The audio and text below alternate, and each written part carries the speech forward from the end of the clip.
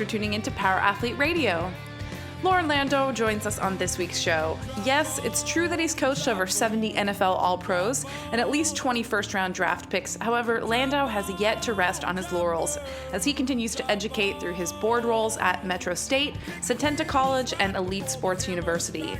Landow is also responsible for the Return to Performance program at Steadman Hawkins Clinic in Denver, where getting athletes back on their 2 feet after suffering devastating lower extremity injuries is his jam. But here's why we like the guy. His coaching style and ethos is centered around mastering the basics, not bullshit or overly sexy gimmicks. He also believes building a rapport with athletes starts with a candid conversation. His expertise comes at the cost of dedication and the athlete's openness to being coached. This episode is dense with coaching takeaways, drills, and new ways of looking at programming for weekend warriors through elite performers. For a guy with this level of success, you'd imagine a comparable-sized ego, but that is certainly not the case. As Landow says, experience is just the byproduct of failing a lot and being able to say, I don't know. He's now focusing his efforts on Landow Performance, his training facility in Colorado. Stay tuned to the end of the episode for a very special announcement coming out of Power Athlete HQ. This is episode 211.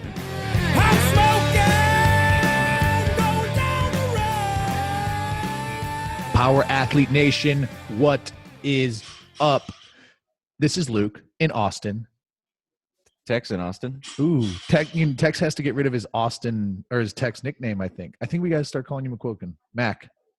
Coach Mac. Irrelevant. Enough about us, because if you're one of those poor saps who actually subscribe to this shit, you just listened to episode 209. No, they're going to have one in between. Yeah. They recently listened to 209, which is a 3-hour story about Tex and myself. So you don't want to hear about us anymore. But if you do, well, maybe we just ditch our guest here and we just talk about ourselves again. Or we talk to Loren about ourselves. That's right, people. We have Loren Landow on the line. He's our guest of honor. And I promise John is not with us. He's alive, but he's not with us physically. So you won't get to hear about his 10 NFL or 100 career, 10-year NFL 10 playoff veteran, appearances. 10 playoff appearances, 100 career starts, on and on. Well-born stories. We get Loren Landow stories. And if you don't know who Loren Landow is, he runs Landow Performance out of Colorado. And from his bio, here's what I've learned. Thousands of athletes Loren has worked with, 700 pros, 70 all-pros, and 20 first-round draft picks, and probably increasing year after year. Am I right, Loren? Yeah, those first-round picks are few and far between sometimes. But, we just had another one this year with Christian McCaffrey, so we can add to the total. Congratulations. Check that, 21. But people, what does that mean to you? It means that this man is well-traveled, has experience, and, for our listeners, Loren, we kind of talked about it before the show. Basically, you're preaching to very good-looking individuals, very smart. They're better looking than Tex and I. And I thought you were talking about us. But yeah, we have gym owners, we have strength and conditioning coaches, we got guys out of their gym, and they geek out on this stuff. So we're excited to get going here.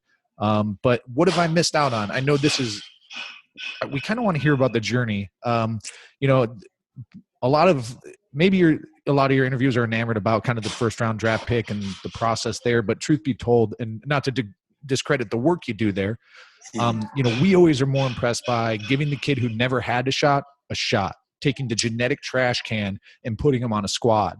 That's where I think you're really empowering people. And again, not to discredit the top end athletes, but that's kind of where my selfish focus is going to be during this conversation. But before we even get there, tell us your story, man. 2 minutes, Sure. 20 minutes, whatever you got. Yeah, first and foremost, thank you guys for having me on. I'm excited to kind of share a little bit of my journey and find out more about your all's journey within the process of this conversation. My journey is a little bit different, I think, than most people who are in the performance and strength and conditioning world. And I won't bore you, but I think I'll at least give you enough background to give you a sense of where I've taken things and why I've taken things the direction I have. And with that being said, I want the listeners to understand I've been in performance enhancement work for 22 years, and I would honestly say there's not one part of my path that I wish hadn't happened. Okay, where you have people who say, "Oh, I wasted time here. I wish I wouldn't have taken this. I wish I wouldn't have done that. Oh, I did my internship, and my internship had nothing to do with what I do today." And what I do is I look at every part of my journey as it's set me up to where I'm at today. And I'll explain what I mean by that. But just so you know where I'm at today, own and operate Landow Performance in Denver, Colorado. We have just under a 10,000 square foot facility where the facility, Tex, you've seen it. It's nice, but it's not bells and whistles nice. But really, it's our infrastructure. It's our coaching, makeup, and our culture that we try to provide in here that really we think brings people in and creates a family type feel. So I have 15 coaches that I oversee and really teach methodology to and manage. So that's that's where we're at today. Now let's take you back. I came out of University of Northern Colorado with an exercise physiology degree and a minor in nutrition. Now, when I came out of school, I was in that process of looking for internship sites. And and Tex, you had hit on it a little bit before we even got started on the air. You said, was performance training even around, as an industry kind of silo? And it wasn't necessarily. And so when I was coming out of school, it was one of those things like strength coach route wasn't even talked about that much. And it was really the performance side. There was nothing out there. And so I was looking at this. I was like, okay, I'm not coming out of this degree going on into personal training. I think I could have done that without going this way. I could have done accreditation classes, courses, certifications. And so what I did is I decided I was going to either go into physical therapy school or into PA school. Well, with that being said, I went ahead and took my internship to the route of cardiac and pulmonary rehab and went through my entire internship, enjoyed the process, learning about the process. And I thought my next natural step was really going to be going into cardiac pulmonary rehab. And that's what I did. Did that for about 6 months post internship. And it was pretty soon thereafter, I was like, whoa, like this is not for me. And the reason being, for the most part, was it wasn't about the pay. The pay was minimal, but it wasn't about the pay. It was more about the fact that these people who their life depended on getting better, changing habits, stop smoking, stop drinking, stop eating like crap, go exercise, they didn't want to do it. And it was very, very hard to be around a population of people, for the most part, that weren't motivated by death or what was coming around the bend to change their habits. So from there, I decided I was going to get into the personal training world. I was like, hey, I know there's some pretty good money that can be made here. Back in that day, it was like 90-10 splits. The trainer was making a 90-10 split. It was so dumb. Yeah, but we were charging like $35 an hour, right? So I went and put my resume in, and soon thereafter started just working with GPs and just learning what personal training was about. My influence, I think we all have a bias when we go into this industry. And at that time, my bias was really more on the side of bodybuilding. A lot of the information that you were getting was really bodybuilding in nature. It was like you're either bodybuilding or powerlifting or weightlifting were the three types of biases that people tended to have. And mine was more on the bodybuilding front, and started working with GPs and really not knowing what the hell I was doing, but then doing things that were mandated from the club and the facility. Here's our intake. Here's how we're going to screen. Here's how we're going to evaluate and get people into the personal training side. I started doing that. And about 2 months into that, I ran into a gentleman who was doing performance enhancement work. He was essentially a former track athlete who just had an amazing ability to connect and talk to people and tell stories, and knew enough, but he wasn't technically refined in what we do now in performance. And so I wanted to shadow him. He had the likes of Barry Sanders, Jerome Bettis, Willie Rofe, you name it. He had the Hall of Fame cast training with him. And so I started to work out with him, and that whole thing we do in this industry where we volunteer, when we spend time and we learn. And so I started spending a lot of time with him, and it was a couple months into it where I really started to notice where the chink in his armor was. He was really good at connecting, but his chink in his armor was his consistency. Always running late. Hey, Loren, start the warm-up with the guys. Hey, Loren, not going to be there. Run the workout for the guys. And I was like, oh my God. And I could start seeing the frustration of the athletes start to build. And I started taking mental notes from that day. I was like, shoot, if I can really understand this craft very, very well, if I can connect with people, and then if I can have consistency as my backbone, man, I'll be successful in this industry. So I kind of took those 3 pillars upon myself to then start seeking out and finding mentors who really knew the craft, going after the guys like Loren Seagrave and going after the Dan Pass, the guys who just understood movement from a linear model extremely well, but they could apply it a lot to multi-directional practices, or at least some of the same overtones. So I got into that and started working with athletes, middle school, high school aged, and ran into a unique opportunity where I was able to start sitting down with agents and talking about pre-combine prep. My first class was 19 years ago. I had a first-round draft pick in it named Trey Thomas. I had Trey Thomas, Aaron Smith, Samari Roll. Like, I had some studs in that class, and I was like, wow, this stuff's easy. First rounders every year. But that's really kind of how I cut my teeth. And to be honest with you, I didn't know what the heck I was doing. I think I still argue we still don't know what we're doing. We're trying to get better at figuring it out. But, from the athletic club world, I actually got into management there too, where I was still training athletes, but I was getting into the managerial side. So this is where I talk about my path has led me to where I'm at today.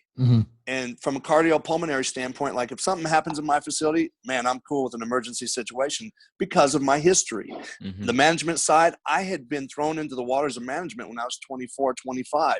And so because of that, everything has led me to where I'm at today at almost 44. Now, from the athletic club, I went out on and opened up the Velocity in Denver, Colorado. We were the 6th Velocity in the franchise. And I was fortunate enough to work with people who were mentors of mine, Loren Seagrave, Stephen Pliss, and work with these coaches and really make curriculum and make this thing of performance more on a, I don't want to say scalable, but in a model that you can actually turn and actually make it a profitable business on the private sector side. From Velocity, a number of those started to close over the years because maybe the model was too big. And from there, I went into the orthopedic side. I had a great relationship with Steadman Hawkins Clinic in Denver here. And I said, you know what? I said, the wave of the future of performance is going to be this. It's going to be who can best blend sports medicine and sports performance. And I said, I can be that bridge. So I started what was then Steadman Hawkins Sports Performance. We began in 800 square feet. It was me and one other coach. And I said, here's what we're going to do. We have a 5-year plan, and our 5-year plan is going to be simple. I'm going to start an internship program. I'm going to cherry pick the best interns. I'm going to turn those interns into my coaches. And that's kind of where we are today. About a year and change ago, I bought out my partners from Steadman. They didn't quite have the same vision as I did on growth and where we were going. And I said, all right, guys, I said, I think the rubber hits the road. It's time for me to either walk from this project that we're all partnered in, or I'm going to buy you out. You guys decide. Lo and behold, they allowed me to buy them out, and we then rebranded as Landow Performance, where today we're in the facility that you saw, Tex. We went from the 800 square foot facility to a 3,600 to now just under 10,000. So I learned from my Velocity issue, right? Velocity, we had 20,000 square feet. And in my head, I said, you know what? I think there's a performance model issue if you go above 10,000 square feet. Sure. So even though the failure of a Velocity facility was heartbreaking to me, I sure as hell learned from it, and I'm moving on from it. So going back to what I said earlier before I got into this 6-minute rant, but it really led me to the part of looking at everything as an opportunity to learn and grow, and not to be cliche with it, but to really take it to heart and do it. In Tex, I'll get to your point real quick, and I'll touch on it. But when I was at the Steadman Hawkins Orthopedic Clinic, what I did is I actually developed their return to sport protocols and their ACL, return to sport and the prevention protocols for lower extremity. But the buzzword's always ACL. So I did that, and we continue to do that today. I believe that's where John worked on one of his knee operations. So John, how many? He's had like a handful on each side. Blew his knee out a couple times, both knees out, and I think that's one of the facilities that he worked out of? Yeah, you know what, Stebbin Hawkins, they have a great name on the orthopedic side, and I was just so fortunate to be a part of that program for 8 years. And really, I learned a ton about like early acute injuries and early acute post-surgical care. And for there, again, it helped me sharpen my sword, where I can have those conversations with any orthopedist now and talk to them about, hey, what stage of rehab is this person in now? And, typically most physicians will hand somebody off to someone like myself at about week 16 to week 20 of post ACL. I see most people about week 8 or 9. So I'm able to kind of understand what was done early on in the rehab side. Nice. Which is crucial. Just kind of as a collegiate strength and conditioning coach, one of the issues I found was players would go to the ATC room, right, away from the weight room. They get the rehab, and then they kind of get a pat on the butt, and they just appear back. So they kind of fix this acute issue, but then there's this overarching, this chronic movement pattern issue or something going on that's just neglected. Just get as many athletes out of that room as quick as possible. Yeah, and you're absolutely right, and that's where I said the biggest failure is that you might restore them to functional on a goniometer and what their ranges of motion are passively and actively, but what does the functionality look like? Mm-hmm. And if you've seen a lot of the ACL like return to sport protocols, they're really a quantitative value. It's hey, how many reps of XYZ did you do? How far did you jump single-legged jump relative to the good leg or the uninvolved side? And they're never talking about the qualitative component of it. And really, Tex, that was really the big stapler take-home message that I had at the play conference here was deceleration. Yeah. Working on the art of deceleration, not just jump landing, but in locomotion. Right. And that's, on a smaller scale, because for the piece of the pie that works with the general population that listen to us, there's not a lot of opportunity to do that given the makeup of a class session, right? And that's a lot of the stuff that we try to teach these guys in one of our seminars is you just don't know, right? And when you look at the function, kind of the holy trinity of alignment, reduction, and production, there's a huge bias to what force production, because that's what makes the numbers go up, and then bigger numbers mean better abs or some shit like that. That feedback's immediate. Yeah, immediate feedback, exactly. So with that said, as you're developing your coaches or your interns or you're convincing athletes perhaps that are coming out of a different training philosophy, what's the art? What's the method? How do you inform, educate, convert? What's the deal? Mm-hmm. Yeah, you know what the biggest thing, so if I get a new athlete coming in who's been trained and say they've been a high performer for a long time and they're given sport or they've had a lot of success, I bring them in and I say, day one, tell me your why. Why do you want me? Like, do you want me to help you burn calories and stay in shape from all the things that you do at night and on the weekend? Or do you truly want me to enhance your performance? I said, because here's what I feel I'm pretty good at. And that's kind of watching an athlete move and trying to help them become more efficient. And so I explain them what I do on the front end as well. And then from there, I say, there's some rules with my training. Like, it's not, we just don't go in and grip and rip. Like, there's some rules to this. I'm not just going to say, oh, today we're sprinting and here's our cones, let's go. Like, there's going to be some rules that I apply, and those rules are truly here to help you. Now, I have athletes who buy in and I have athletes that don't. And I think it's like anything. I have group settings here as well. I do a lot of work one-on-one, but I also have small group and large group. And I think just like any of us, when we start to recognize, like, if an athlete is coachable or buying in, you give them everything you got. And when I start noticing an athlete who maybe isn't highly coachable, they're not highly bought in, I typically pull them aside and say, hey, what's going on here? Like, is it me? Is it like you don't like the way I look? Like, is it the words that come out of my mouth? Like, what is it? And a lot of times they don't recognize that they've created this habit of not paying attention. Like, we talk about intentional and attentional, and they don't recognize that they're not doing that.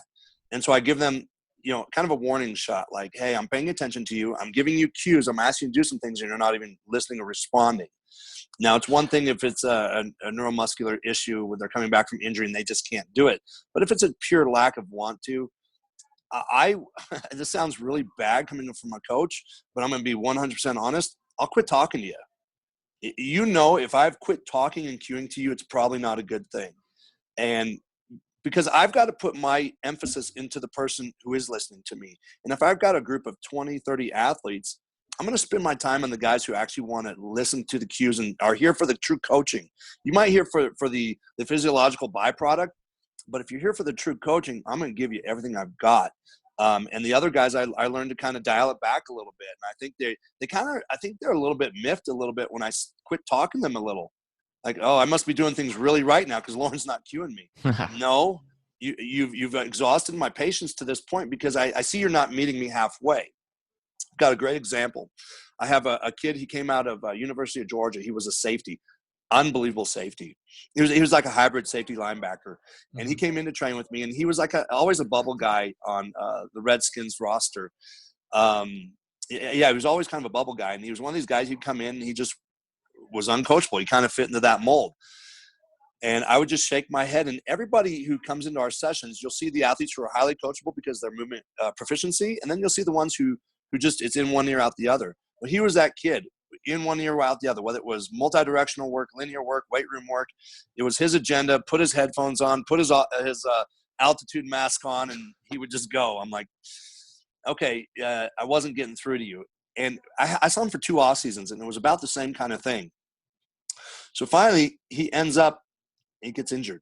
Oh, no. He gets injured with Buffalo Bills. He had a very nice season, but he ends up getting injured.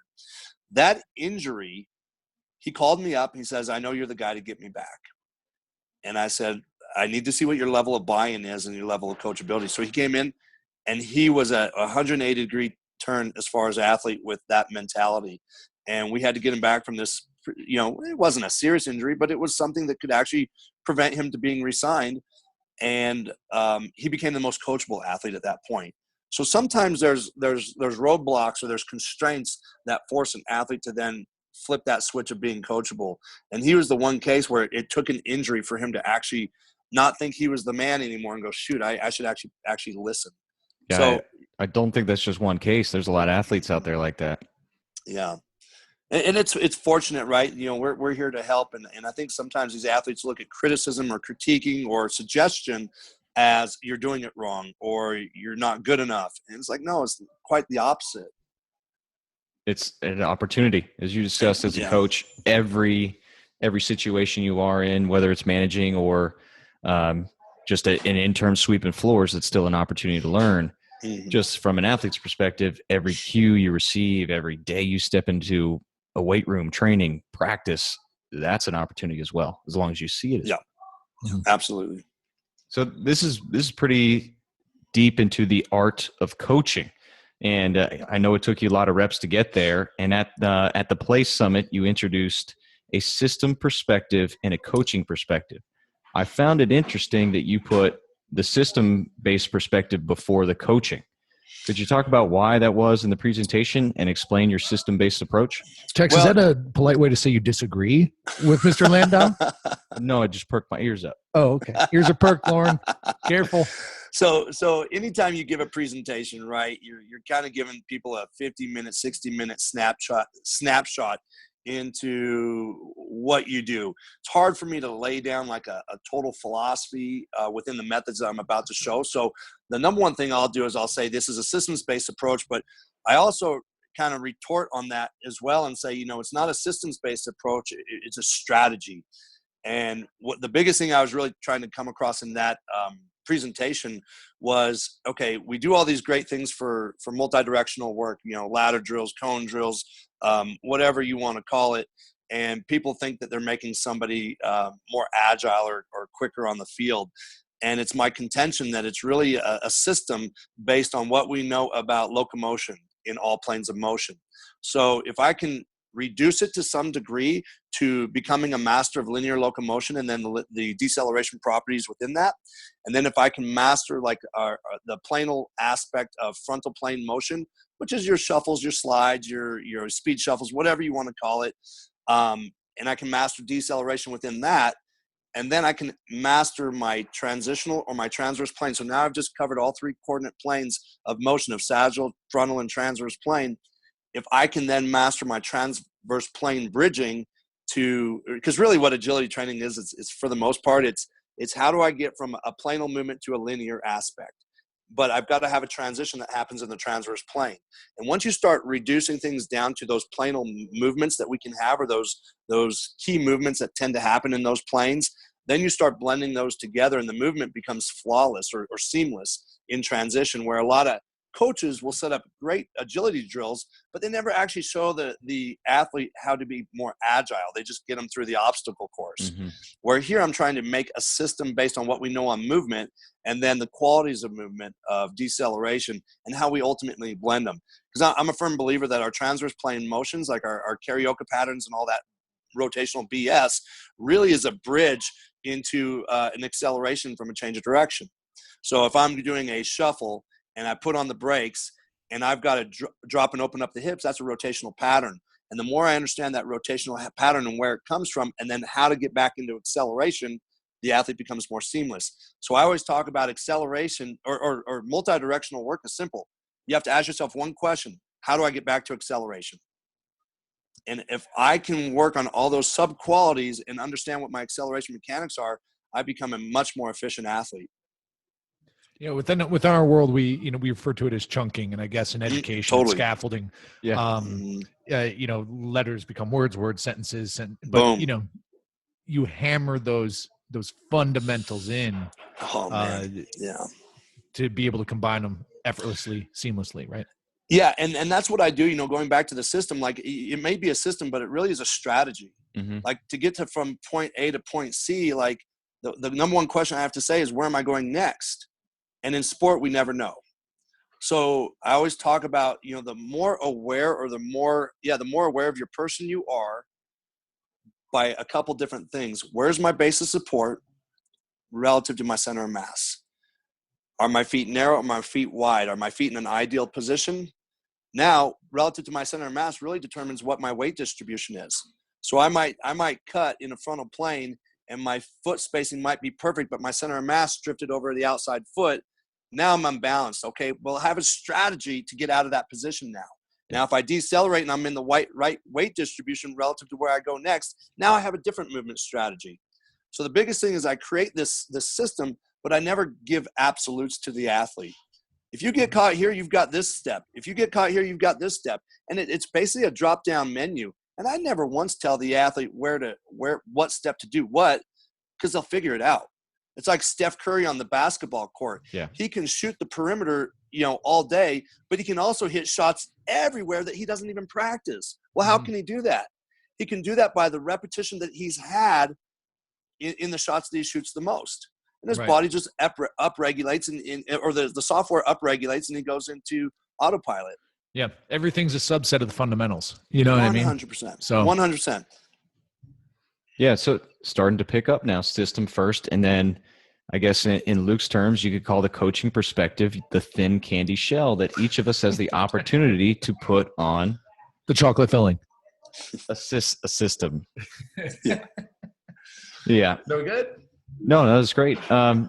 So now let's get into, I guess, the coaching perspective. You had many bullet points, and one of the notes I wrote down is why teach calculus if you haven't mastered addition. So you had a lot of coaching gems in there. So I'd love to talk about anything from your perspective off the top of your head or lessons learned in your past.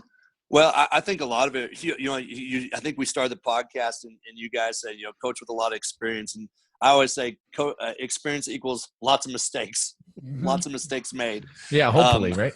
Yeah, exactly right. If you think you're doing it all right, there's a problem. But for me, that bullet point really, it jumped out at me probably first and foremost. I was at the Combine one year, and there was an offensive lineman here. I remember he was coming out from University of Oklahoma. His name was Phil Lodehold, and he was a massive human being. I think he was like 6'8", 350, 360. And this is the time when I actually was in the dome. This was the old RCA dome, and I actually had credentials, and I went in and watched. And I had to kind of hide, like, because every team's like, what team are you a part of? I'm like, Don't mind me. I'm going to sit by myself over here. But I was sitting there and watching the Phil Lodeholt. He was warming up before the 40. And I'm watching him, and I see this guy who's 6'8", 360, 355, and he's doing fast leg drills. Okay, track fast leg drills. And I'm like, and he wasn't doing them well. I was like, in the back of my mind, I don't know anything about the coaching that he had received and everything, but I'm like, how much time did you spend on that for a guy who's really his job is, one, the acceleration is going to be his key component, but is that your best tool in the toolbox to put on a guy like that? Or were we just trying to get sexy and give him something that looks track-like to get more buy-in? I don't know, but it was like, to me, that's what really started to hit me. Like, what are we giving the athletes drills for? Like, to me, I know our time with our athletes is truly limited. I need shit that transfers.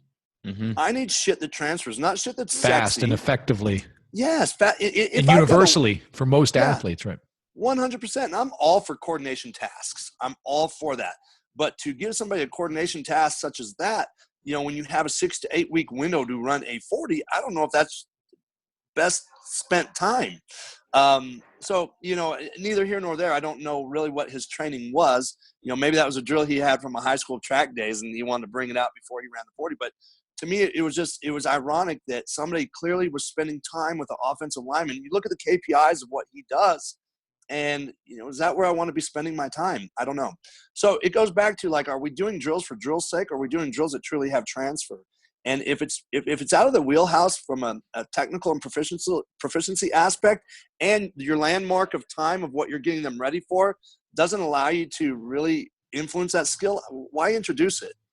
So that's really what stemmed with that. But we see it in everywhere. We see it in the functional training world of, let's make everything more unstable and let's do everything single-footed and one arm. And it's like, really? Like, there's only a certain amount of neurological energy that I can put forth into this exercise. And the more neurological energy I put in, or functionality, I'm going to lose out on the strength component. So What am I going after? You have to ask yourself, what am I truly going after in said exercise? Is it a circus trick, or do I want to make somebody strong? So, I think that's where that really stems from, Tex. This industry is full of it. Whether it's, the core work, the trunk work, the activation exercise, like, everybody's just trying to be so damn sexy or so damn inventive. Inventive is a word that happens in our industry. And I think it happens on the movement side. It happens everywhere. Mm-hmm. Did you invent that word?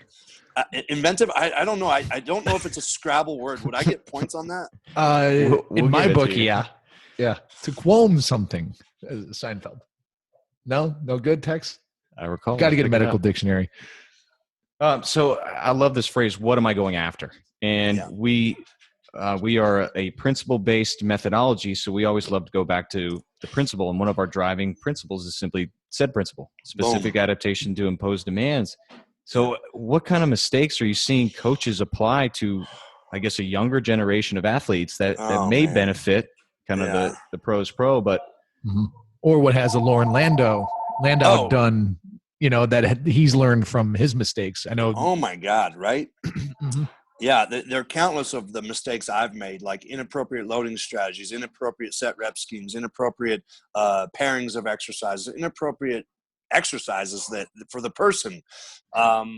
So many things that I can say I've made a mistake on. I truly can down the course. I say there's some things I see a lot in our industry now. I see it with my own coaches, is inappropriate strategies, like a potentiation strategy with a novice or intermediate athlete. I'm like, sure.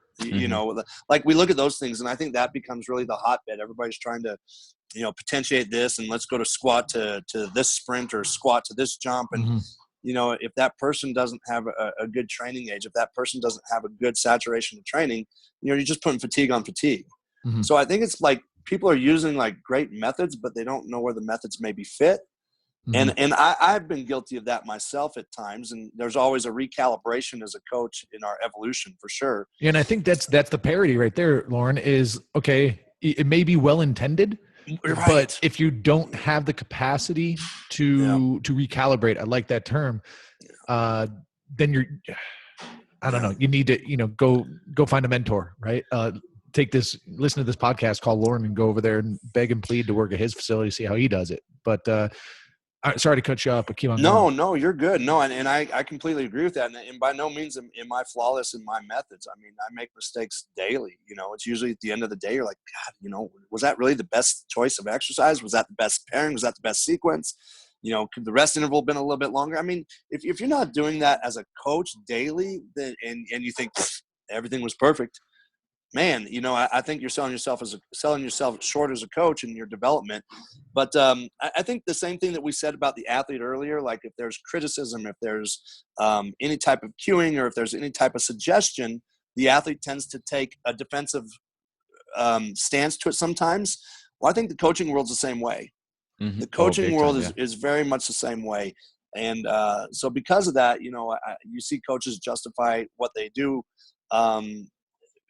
because they're more – they'd rather justify being wrong than they would in taking some good constructive criticism.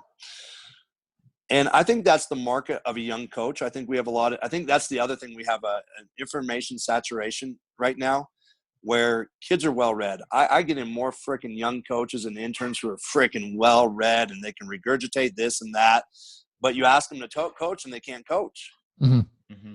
But if they're watching a session, they can sure as hell tell you what you're doing wrong. Yeah, they can tell you what you're doing wrong. And that's what I'm good at. I'll tell you exactly what you're doing wrong. It's like, why didn't you fucking tell me, asshole? No, just kidding. And then you give the keys to the Ferrari to them and say, okay, you give this Ferrari a spin. Yeah. And then that athlete's on their watch. And it's amazing what they can't. They get tense. They can't. Yeah. It's amazing what they can't see anymore. Sure. So I think, it's always one of those things like, I think there's an evolution as a coach to where every coach young, you want credibility. And you want credibility by being right or knowing. Mm-hmm. And I think all too many times practitioners don't want to say, I don't know. I say that one all the time. I don't know and depends is probably my number one answers with interns. Mm-hmm. They'll say, well, what about this athlete? Depends. Yeah. I don't know. Because I think as you get older, you understand how many variables that go into performance enhancement. Mm-hmm. Now, we talk a lot about Tex and I, athlete life cycle, and it's something I'm really fascinated with. But Tex, maybe I've either blocked it out or don't remember. Those are usually the two things I do.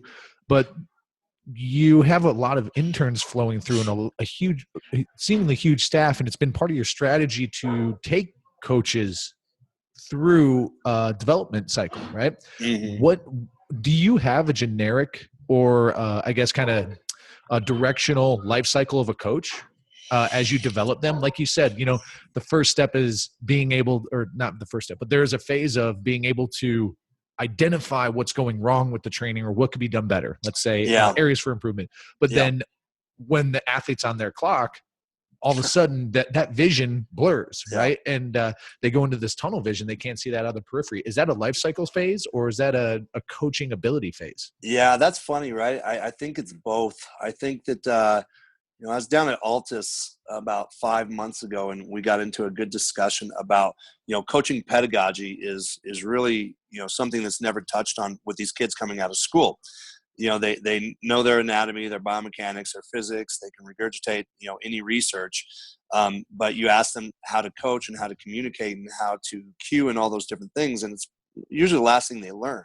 So I think it's twofold. I think that there's so much, if at all. And I think so much is put up onto the front end on the science side. And then on the back end, we always say, well, it's experience. Experience gives you the intuition. And so I do think it's a double-edged sword where I think that you don't know what you don't know kind of thing because your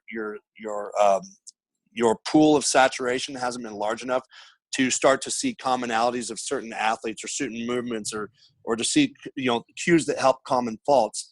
And so I think early on they want to deduce everything back to, okay, we got to FMS you because you can't block your knee on, a sprint cycle. Well, it's not necessarily about, making this match that. It's about understanding in bigger context what the art of coaching is and how to get your words across to them. Maybe it's bad cueing, maybe it's bad coaching, maybe it's the wrong cueing that you're giving the athlete.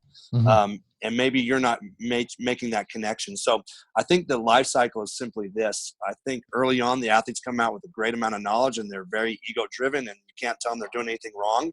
And then about 5 to 8 years into the career, they're like, I don't know a damn thing. I'm not a good coach, because you start to realize all the things you've missed all these years because you were so worried about being right that you weren't paying attention. You weren't making it athlete centered and really pulling yourself back and saying, I don't know, let me refer out. That's probably the number one thing I do is refer out to with my athletes these days, instead of trying to be the end all be all for them. And as a young coach practitioner, I think you find that as a sign of weakness if you're referring out.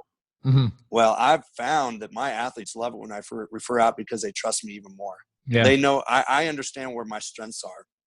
So again, I think it's the evolution, man. I really do. Yeah. I think there's an awareness that the coach has to have, but it's an evolution. Yeah. And, again, just comparing, contrasting athlete life cycle, coaching life cycle. There are, with properly timed training stimulus, you can really start to accelerate the athlete's life cycle, right? Misapplied training stimulus may expand that in terms of trying to hit certain, I like the term you used, like a training saturation. So certainly there's frequency of training, et cetera, but correct movement selection, sequencing, I shouldn't say correct, but optimal, there's a term in there I'm missing, to accelerate that life cycle so that we can start to really maximize training effect after the athlete is trained enough to get better, right? Is there, in your experience developing these guys, is there any tips or tricks for some young coaches that are listening? They say, hey, 8 years, fuck, I don't have that time.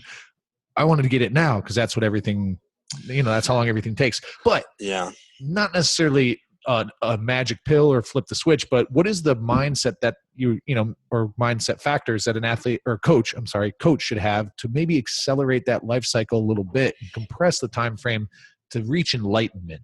Can you think of anything? Yeah, you know what? I think it comes back to, what I tell all my good interns, or I tell my interns when they come in at day one, I say, you have 2 ears, 1 mouth, listen more, talk less. I try to really keep my young coaches and my interns from cueing too much. Save your words and just watch. Watch and see, is there a tendency of a poor movement pattern or poor execution, or is that person's new movement strategy based on health history? You don't know, but you've got to watch enough of it to let their movements tell you a story. So I tell the young coaches, like, it's hard because you want to share how much you know, but again, as I've gotten older, I coach a lot less than I ever have, and it's not me. Doesn't mean I'm not paying attention. I'm paying attention probably even more, but I'm sitting there saying, what's the key issue that I want to correct? And is it limiting? Because I think the two things we have to look at as a coach's standpoint when we're trying to overcue, I think it's like a game of Where's Waldo, where everybody's trying to find out what is wrong, that nobody's freaking paying attention to what's actually happening right. And what I mean by that is, if you watch movement, say we're watching somebody move linearly, is there anything that you see that throws off rhythm and tempo? Is there anything that creates pain? Is there anything that creates like just a hitch in their movement that would then relate back to movement and tempo? So you have to ask yourself that. Like, they may have a limiting range, or they may have these suboptimal mechanics, but is it actually impeding performance? You have to ask yourself that. And my number one thing is, I go to the athlete and I say, do you have pain? Are you asymptomatic? Do you have pain with X, Y, Z? No, never had an injury, never had this, never had that. And you start asking those questions and saying, okay, maybe this is just how this person is, and I shouldn't try to fix them. Because one thing we know about a lot of my population as athletes is everybody is a compensatory vehicle. And these athletes create compensations to a lot of times do their task well. Mm-hmm. So if we try to balance this athlete, if we try to overcue or correct this athlete, can we take what makes them special away? And so I tell those coaches to really think critically and think big picture. Don't think so myopic by, I see X, Y, Z, their knees diving in, there's knees. Yeah, is it dangerous? Is it symptomatic? You have to ask yourself those things. Yeah, Or is it part of their movement signature? Sorry. No, a big growing moment for me as a coach is working at a D1 football for the first time, and those are the greatest athletes that I've ever had the opportunity to work with. And there was one guy who would walk heel over heel, kind of not pigeon-toed, duck-footed, heel over heel. And I'm looking at this guy, and I'm thinking, oh, we got to do something about this. So I approached the coach, just what I was seeing, and he's like, "This is the fastest guy on the team." And Right? I was like, "Yeah, but coach, yeah." And he's like, "This is the fastest guy on the team." And it took me, I guess, a while to understand that, even like years down the line. And kind of watching this guy still play on Sundays, Right? He found the most optimal way to run. And we're talking 4.3 speed. He was a kick returner, punt returner. Now he's an NFL cornerback. So it took me a long time to realize. Yeah. I would have to move perfect, and I still won't touch that. But this guy can still find water will find its level with this individual. I love it. That's a great story. That's so damn true. I just had that conversation today with an intern who was watching one of my athletes and said, "Oh, are you concerned with this athlete's XYZ?" And I said, "Well, going back to what I said, she's the fastest player on ice in the world, and she's asymptomatic. She's doing pretty good." Mm-hmm. She's doing pretty good. Now, does your opinion change then on a novice athlete?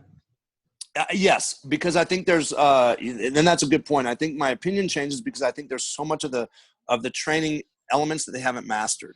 Mm-hmm. And so if you see in a poor movement quality, poor movement, they just maybe don't know how to move more optimally. Mm-hmm. I think there's a lot of people who jump into the whole dynamic systems theory and just let athletes move and let them react to the environment and react to this. And I'm like, no. They have to understand context of what is more optimal. And that's why we have, learning to train stages and the saturation of training of doing the right fundamentals and doing the right skills. So then that way, once they've learned these more optimal mechanics, now you go apply the reactive component to it in the open environment. Mm-hmm. But if you try to make it more anarchy based, you're just going to get a bunch of shitty movement patterns and people reacting to them. Right. Yeah. And that's, I think a lot of our listeners, I suspect they're working more so with those that we can impact and influence. So, when you just want to make it clear for some of these guys and gals listening, you got a kid who's 14 years old, who walks like a duck, talks like a duck, quacks like a duck. You got work to do because they're, for the majority of people, the proverbial bell curve, there's, I don't want to say universal, but universal theme to alignment and speed ability, right? Yep. And that's what the training should resemble inside and outside of that linear sprinting, change of direction, whether there's a barbell on your back or, you're skilling and drilling. Yeah. So. Yeah, I'm a firm believer. Like we drill hell out of our fundamentals here with all of our athletes, but really those young ones, like we will try to, if they've got a suboptimal positioning, they're duck-footed at that young age. Well, they could be because they're weak intrinsics to the foot and they go into extreme pronation and then the forefoot abducts. Mm-hmm. So instead, where this guy maybe found a movement strategy that worked for him and he was genetically gifted, where these other athletes, maybe they're just intrinsically so weak and they're unaware of loading the foot dorsiflexion before ground contact that allow that create those poor movement patterns that I don't think if you're not coaching that and you're not trying to change that, it's a for sure death trap. Yeah, which goes back to the movement side. Which goes back to, I don't know. So, one of your coaches, hey, should this guy be duck-footed? I don't know. I don't know. Well, you know what the funny thing is? And a lot of times that's the damn funny thing. You'll see somebody who's more duck-footed, when they walk, that forefoot's abducted. But if you actually pay attention, they could actually be retro or anteverted with their femurs. And so you say, hey, let's get your toe straight ahead on your squat. And now you've just forced them to further internally rotate the femur. And now they've got hip impingement issues. Sure. So it's one of those damn things like, you better know what the hell you're talking about and what you're truly trying to change. Right. So in your presentation, you introduced your activity pyramid. And I thought this was fascinating how Luke and I were taking that perspective we mentioned earlier of alignment, force reduction, force production. But this is kind of a different approach, and you say it almost better than we do. So can you kind of give our listeners a visual? I'll put the image in the show notes, but could you give them a visual of your activity pyramid and I guess especially that keystone of deceleration. Yep. So, yeah, when you look at the pyramid itself, the pyramid is broken down into 4 other triangles, pyramids, whatever you want to call it. And kind of like I touched on earlier, like the top pyramid is linear, and it's linear locomotion. And whatever that means for you as a coach, it could be acceleration, transitional movements, or I'm sorry, transition from acceleration to top end speed and then top end speed. And it can even be back pedal, right? It can have even that back pedal influence. And we can even have some curvilinear paths to it as well, where it's like base path running, things like that. But at the end of the day, the main tenet of the locomotion is a linear model. And then that'd be the top pyramid. And then the bottom one, bottom left corner, is going to be frontal plane. You know, what I talked about earlier, your shuffles, your power shuffles, your speed shuffles, whatever you want to call that. And then the bottom right corner is going to be transitional, transverse plane movements, tapiocas, cariokas, different variations of those to work on really the synchronization or the timing of a push leg and a jab leg as I'm turning the hips. And then the middle triangle, it's actually inverted. It's inverted, so the base is up at the top, and it's deceleration. And basically the reason why I put that one in there is because deceleration quality has to touch all those other qualities. And if you understand that the skill of deceleration, or if you master the skill of all those other qualities I just mentioned, and then you master deceleration in all those planes of movement with all those skills, you win. Mm-hmm. You win. You make an athlete who's in better position. And I always talk about with sports, we want to do all the right things from the wrong position. Yeah. How the hell do I know what is right if I haven't grooved it in a chaotic free environment? So that goes back to our closed systematic drills, and then saying, hey, you know, then when you get caught in this position, pull out this bag of tricks. And then so we start to integrate it in time. So it goes from very low and chaotic nature to very high and reactive. And do you sequence it specifically, or is it concurrent in terms of that pyramid? It's concurrent, 100% concurrent. Now, one thing I won't do with like my developmental athletes is I will not have them do an acceleration and top end speed mechanics in the same day early on, because it's confusing. It's confusing if I'm saying, hey, this is a piston based approach in acceleration, and then I get into top end speed, which is cyclical. Well, most athletes' biggest flaw when they come out of change of direction is they want to go right into cyclical. Mm-hmm. And as I said earlier, really the goal to being faster in agility work is how do I get back to acceleration mechanics? Mm-hmm. And most athletes botch that one. And I'm going to tell you, most high performers on Saturday and Sundays, they're the ones botching it as well. Watch them when they come out of a break. They're cyclical in nature, and they're usually slipping and sliding. Yeah. And that slipping and sliding that I see when it's not on cut, when there's no contact, that's being out of position. Mm-hmm. It's 2 things. It's being out of position, going back to where the base of support is relative to the center of mass, and understanding which leg is my locomotor. In most of my change of direction drills, I have a brake leg and I have a gas leg. Mm-hmm. And it's really this game of leveraging the levers about the center of mass. Where do I put the feet relative to the hips that really determines where I go next? Right.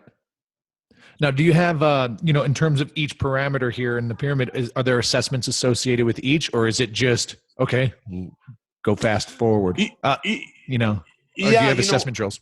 Yeah, we have assessment drills early on in the process. We do our typical generic, like we're going to vert, we're going to broad, we're going to pro agility. I love the pro agility as assessment. You want to know why? As much bastardization as that drill gets, here's why I love it.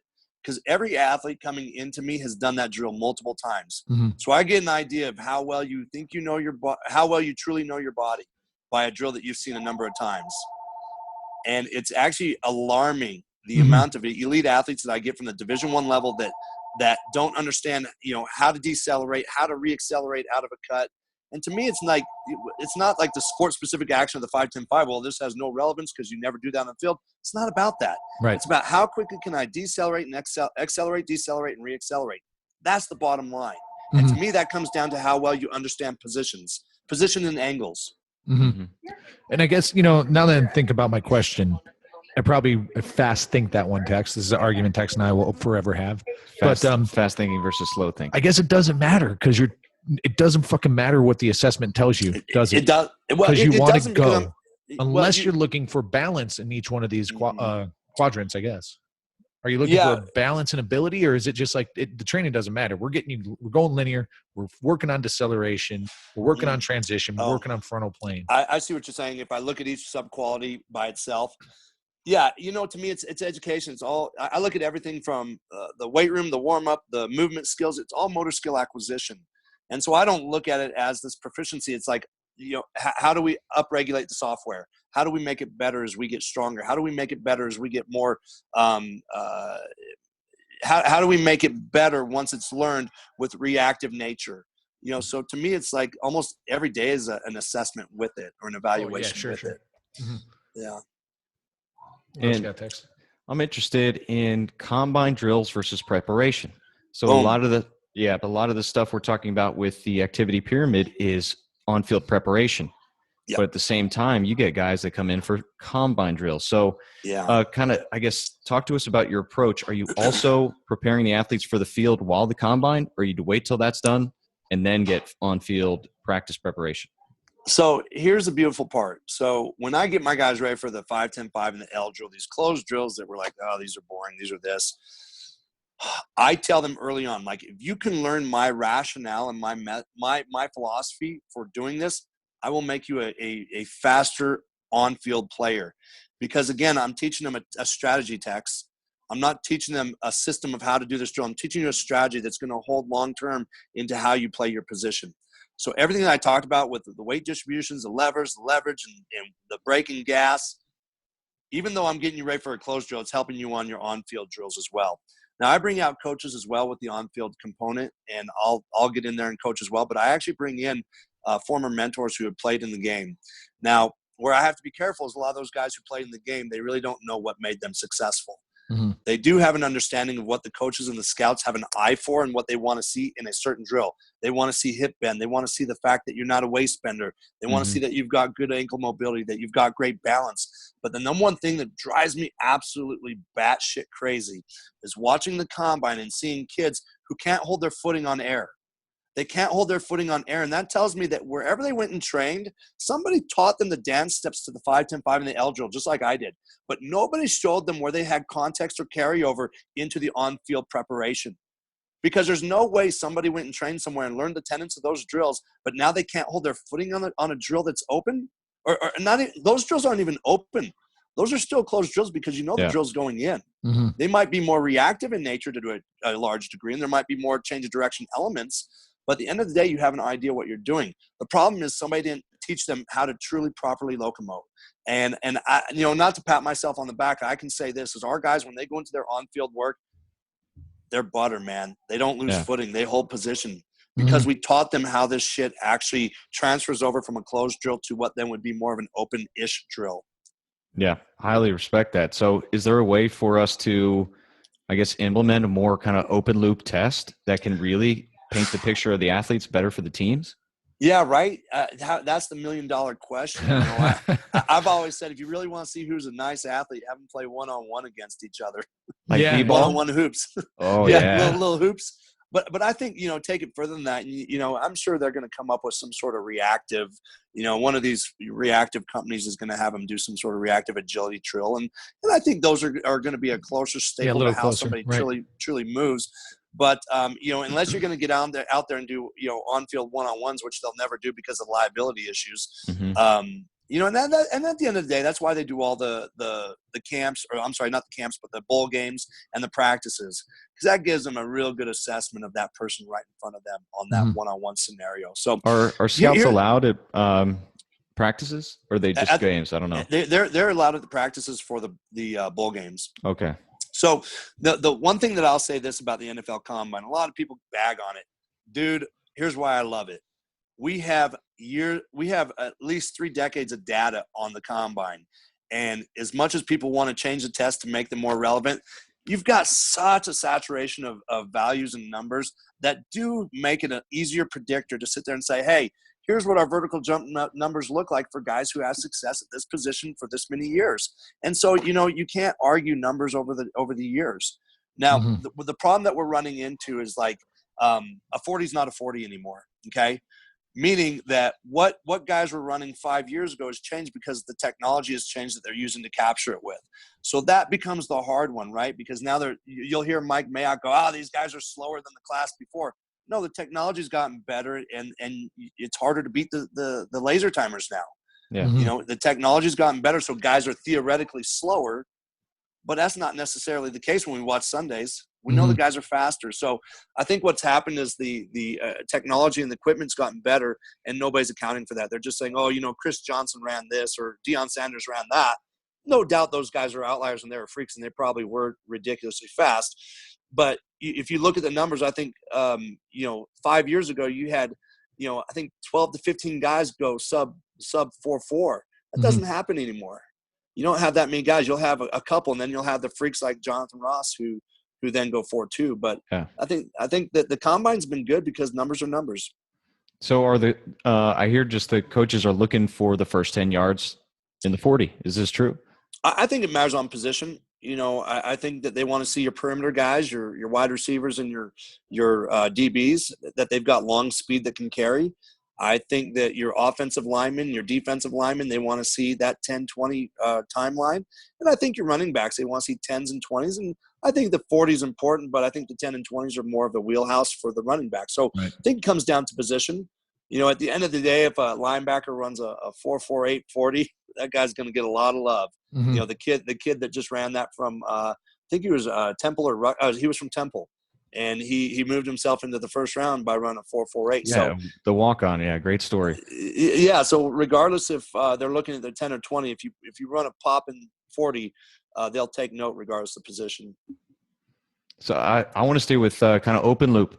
So one thing I guess I'd love to do in training is just kind of get creative and find different ways to test the open loop for athletes. Yeah. So whether it being tag or just kind of different just kind of reactive drills like that. So what kind of stuff do you apply to your athletes in your amazing 10,000 foot facility? Yeah, in my amazing 10,000 foot. You know what? I think the biggest thing, we will pull out some light sensors and things like that, but you got to be careful of the light sensors because they create a movement bias as well. And what I mean by that is if you put up the light sensors and say they're on like a hurdle, the athlete is going to step and reach to break the beam to be faster. But essentially, think about what I said earlier, what my philosophy was. Where is my center mass relative to my base of support? I just violated that rule. And actually watch the athlete that does that, and they come out of every cut so damn slow. So what we do is we change our rules here. Okay, we'll put up the light sensors, but you've got to break it with your chest. You got to break the beam with your chest so you're not getting out of a good position of locomotion. I do a lot of partner reactive work. Man, I love it. Two partners up, they're going to shuffle, and then boom, they accelerate opposition of each other. It's not like follow each other. It's like when this guy breaks, I break my way. So it's just creating that stimulus. I'm big on creating that open stimulus for these guys, whether it's clap, snap, person, partner, whatever they're reacting on. I love to change it up. Yeah. I guess one thing when we're teaching coaches about the fundamentals of change direction, we get away from the touch in the hand with a line. So now I have a reason to come back with because it changes the base of support from the center of mass. 100%. And that's just it. And that's the funny thing. That's why you have to leverage certain positions well. Here's one I get in the 5-10-5 all the time. You being at the D1 level, when a coach maybe watches their kids do a 5-10-5, they say, don't get so close. Don't get your feet too close to the line because you want to be, you want to take less steps or you don't want to travel as far to that line. So what do they have to do, Tex, to get that line? Center mass. Now you just shifted all your way to the outside leg. Now I don't have great leverage to get out, and now I'm going to be slower. Mm-hmm. But try to convince some kid who's been taught by his coach that's I want to reach for that line, right? Mm-hmm. My whole thing is like, where's your center mass relative and where's your weight distribution? Work with that, yeah. Work with that. Like, clearly don't overshoot it, but my God, don't play the other end of the spectrum. So right. It's about teaching these kids really movement and having them understand like what efficient locomotion is. And to me, it's like watching a good sprinter. Like you see the timing and rhythm right in front of you, change of directions the same way. You see good, clean range of motion, and the coaches always say when they see good, clean range of motion, they go, oh, that guy's got great hips. Well, what the fuck does that even mean? He's got great hips. He looked good in a skirt. He looked good in a skirt. But what does that mean that he's got great hips? No, he just transitioned better. Right. So it wasn't a mobility issue. It was an awareness issue. Totally. Yeah. So let's stick with kids development. I know you talked about McCaffrey. How long have you been working with him? I see some amazing change of direction drills on Instagram. Back when you were working with him before Instagram, what were you doing? You know what? Shit, the fundamentals. And we did it today. Same damn fundamentals.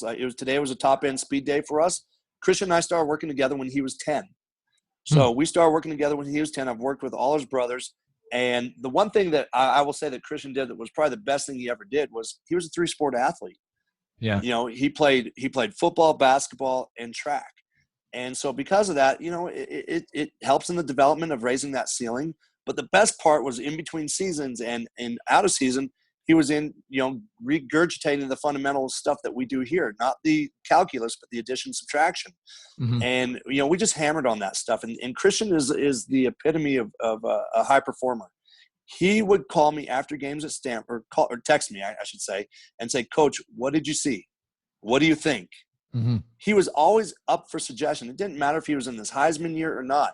He was always asking me, you know, was there something I could do better? What did you see? What do you think? He'll do that today. You know, today he goes, Coach, what'd you see? What'd you think of my movement and quality? Mm-hmm. He's always wants to upregulate and get better, and that's why he's the high performer that he is. So for a 3-sport athlete, you know, high caliber, mid caliber, whatever, you know, that doesn't leave a lot of time, right, you know, in between season, off season, and balancing the high school collegiate required training camp. So how do you know, I guess, is it just you get the most bang out of that addition subtraction, so that's what you're going to hammer? Yeah, 100%. We're going to hammer that, but in the early stages of development, like we dialed those in so tightly that when he would come back to me in those transition between seasons, we just, you know, hey, lug nuts were a little loose, let's freaking tighten them back up. Mm-hmm. And so you just get back on those skills and drills. And I'm a firm believer of this, guys. Like my job, I'm teaching athletes general locomotion skills. I am not teaching you how to be a better running back, better defensive back, better, you know, base runner. I'm teaching you general locomotion skills, and then you go apply to your sport. Mm-hmm. Yeah, just creating. And that's where I think coaches miss the boat in our sport. In our industry, is they don't know their role. Mm-hmm. Know your damn role. Right. You know, we generalize that as athleticism, right? Don't worry about making a better athlete because that's task specific. But the universal performance trait, which is, you know, a blending of many things, is athleticism, right? And that's really the catalyst of performance is athleticism. And you hit it on the head. Here's what I tell the athletes. I said, when you come into me, I'm working on your vehicle. I'm working on the vehicle. And I said, when I hand you off to your skills coach, they're going to work on the quality of the driver. Mm-hmm. And that's my job. That's great. Give the skills coach a gift wrap athlete saying this guy is going to move a lot better for whatever the hell you need to do, whatever you need him to do. Mm-hmm. And I've got the Von Millers of the world coming in. Von Miller's already a stud with or without me, but we're just trying to tighten up some general athletic skills. You teach him those dance moves? You know what? He needs to teach me those dance moves. I don't know. This might be a tangent because I'm a firm believer. And I read on your site, you have a segment like train like a professional athlete, right? And I'm sure maybe I'm wrong, Loren, but that's for just kind of the regular guy, right? Or gal who's looking to get in shape. And when you say, or you're talking to that general population and they say, I want to get in shape. What are they looking for? And you termed it physiological benefit or byproducts of training, right? Right. Which is a fancy way to say they want to look good naked, right? Dude, I was about to say the same thing. and there's inarguably, I don't know, plenty of fucking ways to get people to lean out and appear muscular, right? I mean, starvation is one option. I know this for a fact. I just did it for fucking 12 weeks, right? And my training, guess what my ability did, you know? But plummeted. Sidebars, we had like a little weight loss challenge with a buddy, and it didn't work out well. I mean, it worked out great. The goal was fine. I would have just cut off an appendage. The thought crossed my mind, but I'm here to win. I kind of got 4 quadrants here, right? Okay. And I'm just curious how you would interrelate these: fitness, athleticism, the physiological byproduct that people are looking for, and then ratcheting up performance. Right. I feel like they're all kind of interrelated in the sense, but my ultimate, I won't tell you my bias. I'll let you go. And I think we're probably going to parallel here, but that's fitness, athleticism, kind of looking good naked, and then performance. Understand that one's a goal, your abilities. Yeah. How would you relate that? If I'm understanding the question, I think for me, like I look at like athleticism and performance are tied so intertwined, and the way I look at it is if you work on the, kind of like training like a pro, if you work on the athleticism and the performance, like the fitness will come, whether that's your capacity to do work or the caloric expenditure that you have. And so I think it's funny that you say that, because I think it was like a marketing tool, right, that we use on the website. People know we have a lot of pro athletes like in here training. And the best part about it is they come in and go, holy shit, I'm doing the same warm-up as Von Miller. I'm doing the same warm-up as Christian McCaffrey. So, I guess it's like kind of a tongue-in-cheek kind of thing. Like, oh, there I was. Oh, the Christian McCaffrey footwork drill that went viral on social media, I was doing it the other day. Mm-hmm. And so I think that's where that comes from. But if I'm looking at like those, like what's my priority? Like, majority of people that come into us are weekend warriors of some sort. And so we still train the athleticism and performance, and then the fitness becomes the byproduct of that. Right. The look good naked aspect becomes a byproduct of that. Yeah. Now, when people train for fitness, they don't necessarily develop the athletic qualities that we're trying to instill. Mm-hmm. And, and I guess this is just, I'll just do it. Do it. Like a guy who's going to be like, yeah, totally. And I'll feel better about myself. But, for anyone listening to this, and I'm not saying trash, like start from the drawing board, but what I think people miss. And when we talk about, because we're in tight with CrossFit coaches and CrossFit gyms, that's where we run a lot of our seminars. Mm-hmm. These are the audiences we sell our proverbial methodology to. So the marketing tool, right? And my contention is this: the methods that guys like you, Loren, impose to increase performance are the most prudent, in the sense that they're the safest, because you cannot fuck up Von Miller for a season. Right. They are the quickest in terms of eliciting a response, because you don't have time to take 2 years to do something to get a quick training response, right? Yeah. And at the very crux of this is something that we simply put as form follows function. So you're training for it to be a high performer, your physique will resemble that, right? Yeah. And it's just that simple. And it's, people, we were doing a corporate wellness gig for these guys, and they're like, oh, you guys train professional athletes. You're going to be over programming for us. And it's like, no, you don't understand. All the gimmicky bullshit that you probably are falling for or you think works, that is where the risk may not be worth the reward. There are fundamental things that we do to ensure safety, correct locomotion, and maximize training response. And it's the same shit that people do with the cream of the crop athletes, because they're very expensive and you can't break them. Yep. So, but I people struggle to connect with that message. And I was just curious if maybe you had cracked the code. Yeah. I think I think we do a pretty good job here of saying, here's really how the professional athletes should train. It comes back to two things I talked about. I want to make sure anything that I'm doing is transferable. It is most transferable for the time I have and what I'm trying to get them ready for. Because everything for my athletes is set up on a timeline. Like, when does this athlete leave? When do they have to compete? So everything's set up by a timeline. So because of that, you may have to ratchet up some things. But those high performers who maybe have a good training or really good training edge, who have been with me for a while, they're going to upregulate to my stressor that I provide on them relatively quickly. However, it's still all fundamental tools. I just might use the methods a little bit different. It might be a fundamental squat followed into a potentiation-based exercises. That's another fundamental exercises that now we're using this strategy to evoke a different response. So that's the damn funny thing is, right? I'm using two fundamental tasks, but I'm using an advanced strategy to get something out of it. And I think it goes back to what we talk about with variation. The elites need more variation. And the variation doesn't have to be just crazy sexy. It's just like a different stimulation, where we look at the more the fitness enthusiast or the younger athlete. I mean, we could sit there and squat them 3x10 for freaking ever, and they're gonna see results. The pro athletes are using the same fundamentals. They just might be using them in a different strategy to evoke a different response. Where it's the same exercise that we do with the novice, the young training age. And they're sitting there doing the same things. And I think a lot of people have this misconception that, you're swinging sledgehammers and you're you're running with tires and you're, doing all these tire flips, and clearly that's a fine strategy and people can do that. That's freaking fine.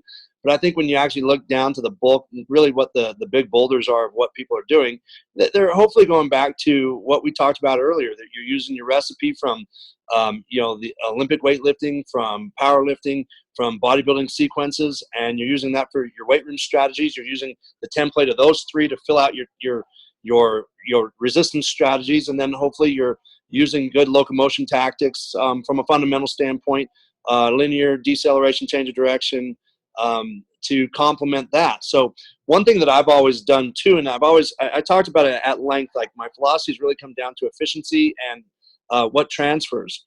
And to me, there's nothing more transferable than movement. So let's make people great movement, proficiency machines, and then let's use the weight room as our icing on the cake. Mm-hmm. Where a lot of strength coaches are quite the opposite. Yeah. Me make you big and strong, you are faster, and that's actually most likely false. I've seen so many kids lose their athleticism because they had to put on this false weight, or they had to, really. And don't get me wrong, I love the weight room. We're in the weight room 4 days a week with my elites. But you have to understand where there's a diminishing returns on what you're putting into it. And so you have to be smart with your programming. That's where I don't think a lot of people are really doing, is they're not blending their movement and their movement strategies and the resistance strategies to really have this outward appearance of what performance is. Brilliantly put. And, that's the second half of kind of our evaluation of a program. And, you'll probably agree, if it looks like lift some heavy weights and run really fast, and play your sport and look good doing it. That's like an outfit type thing. You want to wear the right clothes. No, look good doing it, like good movement. You're in a good spot, right? 100%. Couldn't agree more. So, but Loren, hey, anything else you want people to check out? Do you have any more speaking engagements coming up? I've got quite a few coming up. A couple of overseas. Going to Ireland here in about a week to present for another play conference, and then I've got the UK SCA in England in August, and the ASCA in Australia in November, and then Shanghai in November after that. So a couple fun ones coming up, that's for sure. Oh, national conference at the NSCA too in July. NSCA, I'm doing the pre-con, 4 hours of that triangular approach on movement. I am showing it live with my coaching staff. Oh, wow. All right. Yeah. So, we should have this out in time to, I guess, pump that up and push people that way. And what city is the national conference in? It's in Las Vegas. Ooh. Yep. I'm going to go to that one. Yep. Vegas. Baby. So you're getting all the work in the first 4 hours of the conference. I get it. That's a great strategy. Pro move. I'm shutting it down. What about social? Where do you want people to look for you on social? You know what? Just Twitter and Instagram are at Loren Landow. So pretty simple, straightforward. We also have Lando Performance on Twitter and Instagram as well. So hit us up, and if you're ever in town, come on by and watch what we try to do here. We're not perfect. We're still figuring it out, but we're having fun doing it. Awesome talk. Thank you so much. Yes, thank you. Appreciate it, guys. Thank you. All right, take care. All right. Guys, appreciate it. Now it's time for you to empower your performance. You can find Loren on all of social media. Again, those handles are at Loren Landow and at Landow Performance. After all of his international travels, Loren will be back in Las Vegas for the national conference of the NSCA. That's July 12th through 15th. If you're interested, the link will be in our show notes.